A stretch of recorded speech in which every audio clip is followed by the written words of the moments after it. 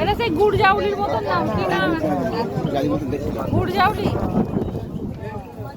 এটা করে খেয়ে দেন, বিরাট মিষ্টি মিষ্টি মাছ। এটা সালমান ফিশ, সমুদ্র পাটা, সমুদ্র পাটা। এটা সালমান ফিশ।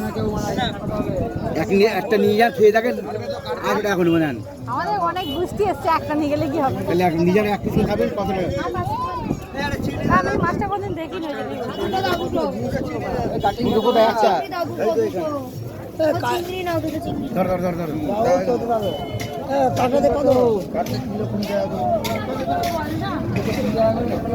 হ্যাঁ, 3টে কেটে 50 টাকা নেবে। ইলিশের মতন মুখটা। খেতে হেভি টেস্ট দিদি। আমরা এটাকে গুড় জাউলি বলে না, এটা গুড় জাউলি না।